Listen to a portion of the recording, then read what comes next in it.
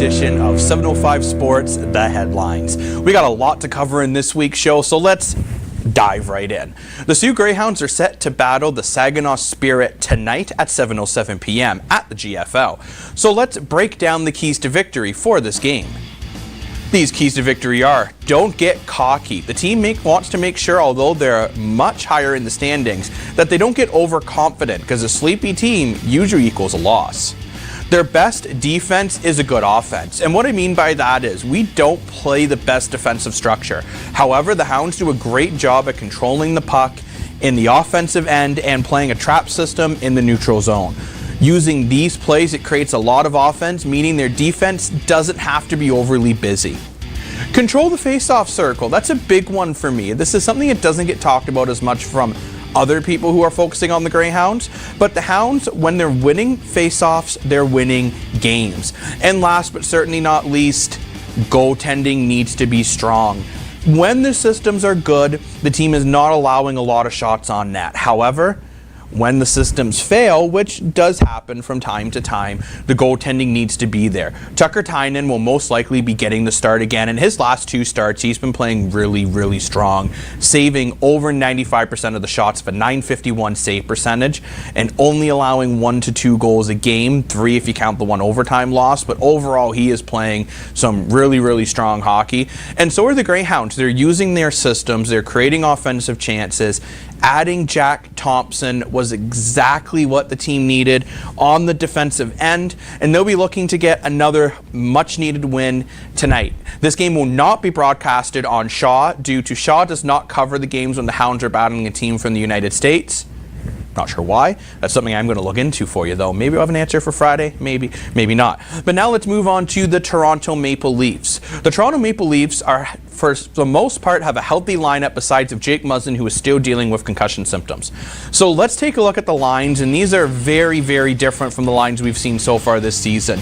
With Cash up on the top line at Matthews and Bunting, we've seen that. But now Marner is playing with Tavares, and Mikheyev is up on that second line instead of Kerfoot. Now, a bit of the head scratcher for a lot of people. Nylander's been moved down to the third line to play with Kemp and Kerfoot. And then we have the fourth line, which is Enval, Spezza, and Simmons. The defensive pairing obviously will change once Muzzin's back. We'll see Muzzin replace Sandin. Sandin go down to play with Dermott, Liljegren being that seventh defenseman. Now, what is the surprise here for most people is William Nylander being on the third line. Nylander's been having a very strong season. Actually, he's probably been the Leafs' most consistent forward from the start of the year to the end of the year. Marner is starting to get going, but his scoring is still down a bit, and Matthews has been on an absolute tear. But I think what the Leafs are trying to do, and when the media spoke with Sheldon Keefe, the team's head coach, he wants 3 really solid lines. Basically, the Leafs want to have line 1A, line 1B, line 1C, and they want to try to put a superstar on each line. Now, some people might say the second line's the most stacked. Maybe not, because Bunting and Cash have both been having pretty strong seasons, and Matthews seems to be able to play with pretty much anyone and still score goals. If this works for Toronto, they have 3 lines that can really score. And maybe you're doing this to see if maybe there's a forward that you can trade. Maybe you're looking into trading a Kerfoot to get a defenseman. And as you can see, again, Nick Ritchie is not in this lineup, so he is still a healthy scratch. You also have Kyle Clifford, who's a healthy scratch. Mind you, these guys could be used in the playoffs, but we will have to wait and see. With the Maple Leafs, they do play tonight, so I'm very curious to see what this new lineup looks like. So now let's move on to the Evander Kane situation. I feel like every week it's just Evander Kane. Hopefully it's coming to an end. We have a graphic that's going to come up on your screen, and it's talking about the teams that are interested in Kane, which are the Oilers and the Capitals are the main 2, with the Rangers and Golden Knights still having some interest. It looks like the NHL is not going to be suspending Evander Kane, and they're not pursuing this situation any further. Reported on 32 Thoughts, the podcast with Elliot Friedman and Jeff Merritt. So we'll have to see if this happens. I'm still iffy on the whole Evander Kane bringing him anywhere. I'm glad to see Toronto isn't showing the interest anymore, as I wrote an article a bit ago on Sioux Online about that situation and how I personally thought it was the wrong decision.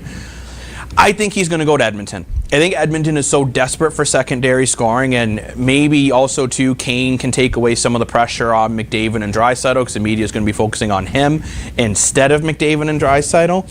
But we will have to wait and see what happens with this situation. But let's move off the NHL and head over to the Olympics, which the NHL unfortunately is not going to the Olympics, but Team Canada has released their roster, and we have a graphic that's going to come up on your screen that's going to go over these players. So some key ones I want to mention is Eric Staal, rumored to be the captain, who isn't playing the NHL this year. We have Daniel Winnick, former NHL player, Mason McTavish, who is in the OHL with the Hamilton Bulldogs. Fingers crossed that nothing happens to him, or else Hamilton traded a lot to get nothing for the playoff stretch. But when we look at this team, we see Owen Power as well. The goaltending is mostly from the NCAA, and this is what the Olympics were originally set up to be, right? It wasn't supposed to be professionals battling professionals. It was supposed to be an amateur sports competition. However, then the argument is, well, the KHL is going and the Swedish League is going, and this, that, and the next thing. It's an interesting conversation. The NHL is labeled as that Tier 1 league. So they were planning on going this year. However, just of all the things up in the air of COVID-19, they didn't. There are still rumors about a potential World Hockey Championship, which I think that might be the right answer for the NHL. But again, we'll get into that another day, maybe even this Friday.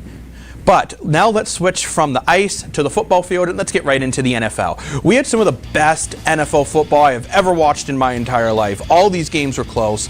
There is a mistake on the one graphic. The Bengals beat the Titans. It was 16-13. 49ers beat the Packers 13-10. Rams beat the Buccaneers 30-27. And last but certainly not least, the Chiefs beat the Bills 42-36. And that, my friends, is the game of the week. There's some vids that's going to come up on your screen from this game, and this game was absolutely outstanding. In the last minute and 52 seconds, that's not a long time in football, 25 points were scored. Like, that is insane. Both teams were going back and forth, slinging passes with Patrick Mahomes and Josh Allen battling possession for possession. Davis, the Bills wide receiver, set an NFL record for getting the most receptions in a single NFL playoff game, almost touchdown reception, in a single NFL playoff game, getting 4 touchdowns and over 200 yards. This was a game that when people talk about the best games in NFL history, this game is going to be on there. Like 13 seconds left, the Bills take the lead, right? 13 seconds left. You think this game is over. It's done, but nope, they push down the field, and with 3 seconds left, they kick that field goal. Now, the biggest thing that's always going to come up is the overtime situation and the coin toss, which is a 51% chance one way, 49% chance the other. When I did the math with Dan Gray, who will join me on Friday for this whole situation. And on Friday, we're going to really talk more about the overtime in general, but we had to talk about that game today because that game was just unreal. Last but certainly not least, let's head over to the CFL to talk about Michael Riley, who has announced his retirement. Michael Riley will no longer be playing in the CFL as he is hanging up those cleats. Over 34,000 career passing yards, 14th all-time in the CFL. Surpassed Darian Durant this season, becoming the 3rd quarterback in CFL history to surpass the 5,000-yard mark in 3 consecutive seasons. The only other quarterback to do that are Doug Flutie and Anthony Calvillo, which those are 2 other outstanding quarterbacks. The CFL is going to be missing this great, fantastic quarterback, but this is the chance for Nathan Rourke to come in, a Canadian, to step up and see if he can take charge of the BC Lions. But that's it for this week's episode of 705 Sports, The Headlines. Looking for more episodes? Head over to SiouxOnline.com.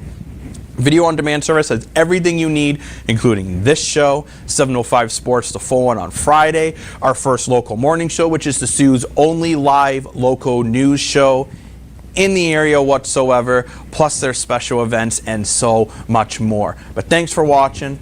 Thanks for joining me, and see you in the next one.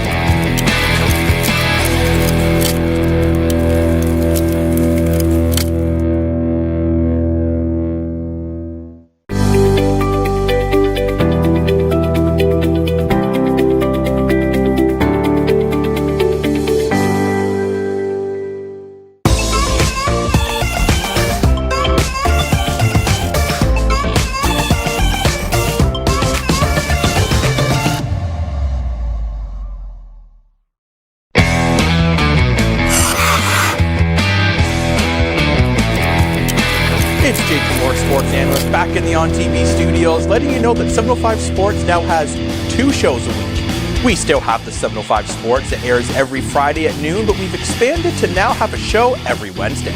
705 Sports Headlines will be a show that is much more condensed, that is very fast-paced, going over the main topics of the week in sports.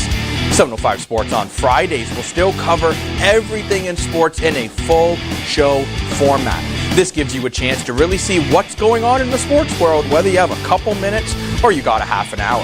So make sure you join me, Dan Gray, on Fridays and multiple different guests every Wednesday, every Friday at noon, only on TV and Sue on